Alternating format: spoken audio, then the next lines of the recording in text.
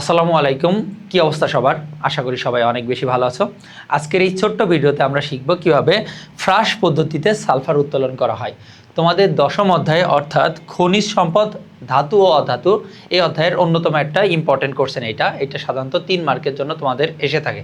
তো কোশ্চেনটা অ্যান্সারটা আসলে কেমন হবে আর কি সেটা আমরা এই ভিডিওর মাধ্যমে দেখব। দেখো, তোমাদের বইতে এই ছবিটা দেওয়া আছে, সেই ছবিটা দিয়ে আমরা মূলত এটা ব্যাখ্যা করব, বুঝছো? আচ্ছা, একটু খেয়াল করো। আমরা যদি বলি ফ্রাশ পদ্ধতিতে মূলত কি করা হয়, ফ্রাশ পদ্ধতিতে সালফার উত্তোলন করা হয়। সালফার থাকে কোথায়? সালফার থাকে মাটির গভীরে। মাটির গভীরে থাকে, অনেক বেশি গভীরে থাকে। তো যদি মাটির অনেক গভীরে থাকে, এই গভীরে মাটির গভীর থেকে যদি তুমি সালফারকে উপরে তুলে আনতে চাও, তাহলে তুলে আনার জন্য আমার কি কি পদ্ধতি ব্যবহার করতে হয় বা কি কি করতে হবে সেটাই মূলত আমরা এই ভিডিওতে শিখব।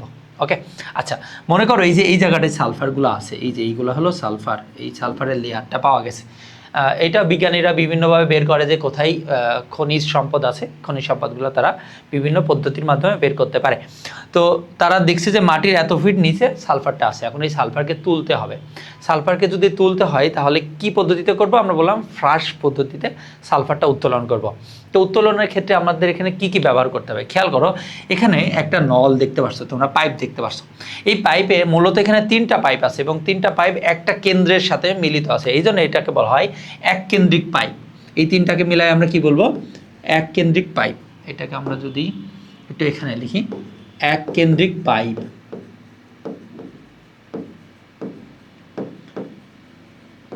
এক কেন্দ্রিক পাইপ কয়টা আছে বলো তো? এখানে টোটালি 3টা এক কেন্দ্রিক পাইপ আছে। এবং তার ভিতরে যদি একটু খেয়াল করো, এইটাকে যদি আমরা বলি প্রথম লেয়ারটা, ধরো এইটা ফার্স্ট পাইপ, এটা যদি আমি বলি সেকেন্ডটা, আর এইটা হলো থার্ড, তাহলে মোট কয়টা পাইপ আছে এখানে বলো? 3টা পাইপ আছে। থার্ড যেটা লিখছি সেটা একদম কেন্দ্রে আছে, তারপরে আছে 2 নাম্বারটা, তারপরে আছে 3 নাম্বারটা। এবার সালফারকে যদি আমাকে উত্তোলন করতেই হয়, সালফারের বেশ কয়েকটা ধর্ম সম্বন্ধে আমাদের একটু জানতে হবে। দেখো, সালফার কি বর্ণের হয়ে থাকে জানো? তোমরা জানো তো, সালফার হলো হলুদ বর্ণের হয়ে থাকে। কি বর্ণের হয়ে থাকে? হলুদ বর্ণের হয়ে থাকে। সালফারের আর একটা নাম হলো গন্ধক, বাংলায় কি বলা যেতে পারে? গন্ধক। সালফার হলুদ বর্ণের হয়ে থাকে এবং খেয়াল করো সালফারের গলনাঙ্ক কত? সালফারের গলনাঙ্ক হলো 115 ডিগ্রি সেলসিয়াস। কত?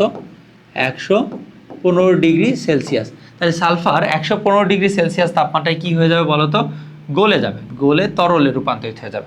আমাদের যেই প্ল্যানটা হলো কি, যে আমরা সালফারকে গলায় ফেলবো, গলায় তরল সালফারটাকে বাইরে বের করে নিয়ে আসবো। কি সালফারকে বাইরে বের করে নিয়ে আসবো বলো তো? তরল সালফারকে বাইরে বের করে নিয়ে আসবো। এখন সালফারকে যদি গলাইতে হয় তাহলে আমার 115 ডিগ্রি সেলসিয়াস তাপমাত্রা দরকার।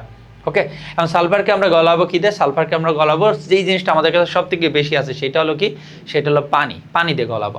এখন কোশ্চেন হলো যে আমাদের যে পানি আছে সাধারণ তাপমাত্রায়, আমি যদি বলি সাধারণ তাপমাত্রায় পানির গলনাঙ্ক কত হবে? সাধারণ তাপমাত্রায় বা সাধারণ বায়ুমণ্ডলীয় চাপে পানির গলনাঙ্ক হবে হলো, আমরা জানি গলনাঙ্ক না, সরি, পানির স্ফুটনাঙ্ক কত হয় জানি? পানির স্ফুটনাঙ্ক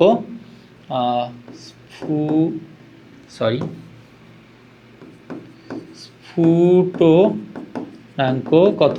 পানির স্ফুটনাঙ্ক হলো 100 ডিগ্রি সেলসিয়াস। কত ডিগ্রি সেলসিয়াস বলো? 100 ডিগ্রি সেলসিয়াস। এখন পানি তো 100 ডিগ্রি সেলসিয়াস তাপমাত্রায় উড়ে যায়, কিন্তু আমি পানি দিয়ে ওইটাকে গলাইতে চাচ্ছি। তাহলে সাধারণ পানি দিয়ে বা সাধারণ অবস্থার পানি দিয়ে আমরা এই সালফারকে গলাতে পারবো না। এই জন্য আমরা যেই পানিটা ব্যবহার করি সেটাকে বলা হয় সুপার হিটেড ওয়াটার। কি বলা হয় এটাকে? সুপার হিটেড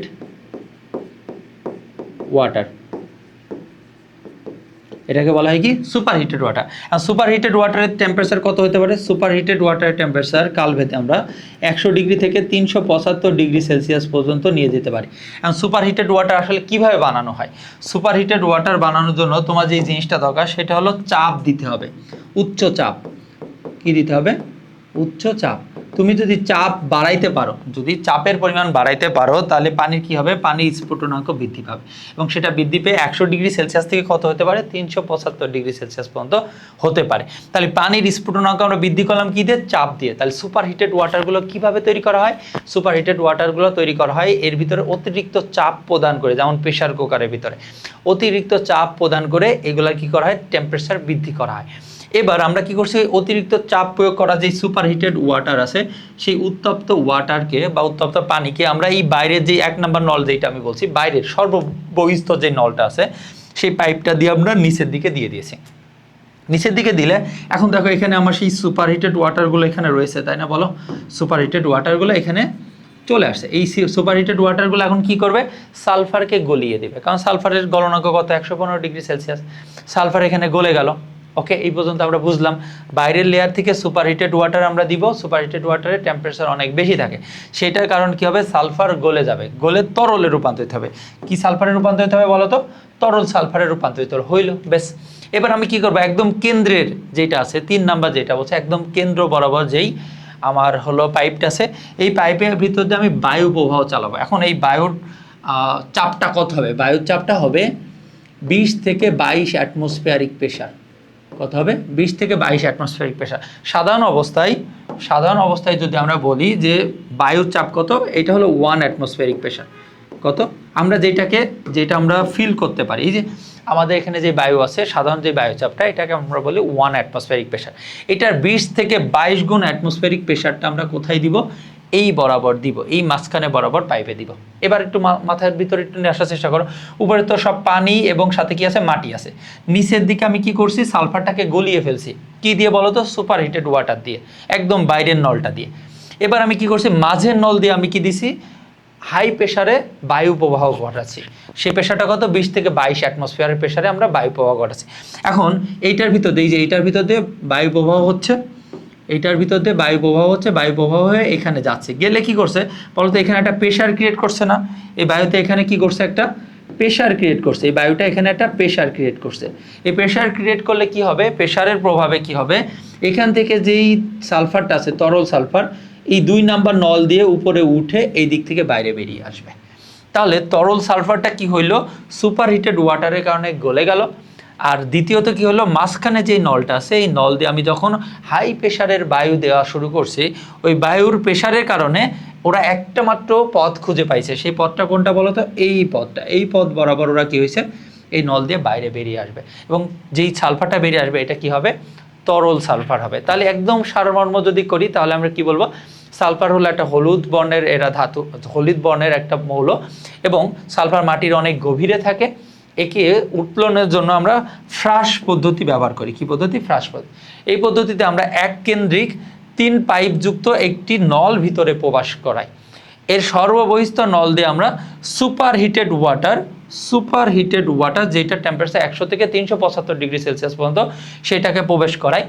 সুপারহিটেড ওয়াটার গিয়ে কী করবে, সালফারকে গলিয়ে ফেলবে, কারণ সালফারের গলনাঙ্ক মাত্র 115°C। এর পরবর্তীতে সর্বকেন্দ্রিক বা একদম কেন্দ্রের নল দিয়ে আমরা 20 থেকে 22 অ্যাটমসফিয়ারিক প্রেশারের বায়ু প্রবেশ করাবো। এই বায়ুর চাপের প্রভাবে গরম হওয়া যেই তরল আমার যেই সালফার আছে, তরল সালফারটা দ্বিতীয় পাইপ বরাবর দিয়ে কি হবে, তরল ওয়াটারটা উপরের দিকে বেরিয়ে আসবে। ওকে, এখন কথা হলো, এত কষ্ট করে সালফার উত্তোলন করার মানেটাই কি, সালফারের আমার কাজ কি? সালফারের বেশ কিছু কাজ আছে। হ্যাঁ, আমাদের দৈনন্দিন জীবনে সালফারের বেশ কিছু কাজ আছে। প্রথম কাজটা হলো, সালফার দিয়ে সালফিউরিক অ্যাসিড তৈরি করা যেতে পারে, এবং সালফিউরিক অ্যাসিড আমাদের কেমিক্যাল শিল্প বলো, কসমেটিক্স শিল্প বলো, ওষুধ শিল্প বলো, এবং ল্যাবরেটরি বলো, সব জায়গায় খুব বেশি ব্যবহার করা হয়। তাহলে কি করা হয়, সালফিউরিক অ্যাসিড প্রস্তুতিতে সালফার ব্যবহার করা হয়। সালফার থেকে সালফার ডাইঅক্সাইড, সেখান থেকে সালফার ডাইঅক্সাইড, সেখান থেকে ওলিয়াম, এবং ওলিয়াম থেকে সালফিউরিক অ্যাসিড তৈরি করা সম্ভব। 2 নম্বরটা যেটা বলছে যে রাবার, আমরা যে রাবার ব্যবহার করি, মানে আমাদের গাড়িতে যে টায়ার আছে, এগুলো সব রাবার দিয়ে তৈরি। এই রাবারকে আরও বেশি মজবুত করার জন্য, রাবারকে টেকসই করার জন্য আমরা কি করি, ওর সাথে সালফার মিশাই দিই, এবং এই পদ্ধতিকে আমরা বলি গ্যালভানাইজিং। এই পদ্ধতিকে কি বলি, রাবারের এই পদ্ধতি, সালফার যোগ করার পদ্ধতিকে আমরা বলি কি, গ্যালভানাইজিং। এরপরে আসো লাস্ট যেটা আছে সালফানাইড। কি বলছে, সালফানাইড মানে কি, সালফারের যৌগ। যেই যৌগগুলো সালফার দ্বারা গঠিত হয়, যেমন সালফেট, হাইড্রোজেন সালফাইড, বা সালফাইড, সালফিউরিক অ্যাসিড, বিভিন্ন যৌগ মানে সালফার আয়ন দ্বারা যেই যৌগ গঠিত হয় সেইগুলাকে বলা হয় সালফানাইড। এই সালফানাইড যৌগগুলো কি হতে পারে, ওষুধ শিল্পে প্রচুর পরিমাণে ব্যবহার করা হতে পারে। ওষুধ শিল্পে ব্যবহার করা হয় সালফানাইড যৌগ মানে সালফার জাতীয় যৌগ। আর দ্বিতীয়টা হলো সালফানাইড আরেকটা কাজ করতে পারে, সেটা হলো ব্যাকটেরিয়া ধ্বংস করতে সাহায্য করে। ব্যাকটেরিয়া ধ্বংস করতে যেহেতু সাহায্য করে, তার মানে ক্লিনিং এর কাজেও এটা ব্যবহার করা যেতে পারে। তো আমরা দেখলাম সালফারের কাজ এবং সালফারটা আলটিমেটলি কিভাবে আমরা ফ্রাশ পদ্ধতিতে নিয়ে আসতে পারি। তো আজকের লেসনটা এইটুকুই ছিল, তবে তোমাদের জন্য একটা অ্যানাউন্সমেন্ট আছে। অ্যানাউন্সমেন্টটা হইলো, তোমরা যদি এসএসসি 27 অথবা 28 ব্যাচ হয়ে থাকো, তোমাদের জন্য প্রাইম পাঠশালা নিয়ে আসছে একদম ফ্রি একটা কোর্স, যেটা পুরো মে মাস জুড়ে তোমরা ফ্রি উপভোগ করতে পারবা। তো যদি ফ্রি কোর্সটা তুমি উপভোগ করতে চাও, অবশ্যই এই নাম্বারে তুমি হোয়াটসঅ্যাপ করতে পারো। এবং তোমরা যদি প্রাইম পাঠশালার কোনো পেইড ব্যাচে যদি যুক্ত হতে চাও, সেই সম্বন্ধে যদি কোনো ইনফরমেশন নিতে চাও, অবশ্যই এই নাম্বারে হোয়াটসঅ্যাপ করতে পারো। দেখা হচ্ছে নতুন কোনো ক্লাসে, ততক্ষণ পর্যন্ত অবশ্যই সবাই ভালো থেকো, প্রাইম পাঠশালার সাথেই থেকো। আসসালামু আলাইকুম।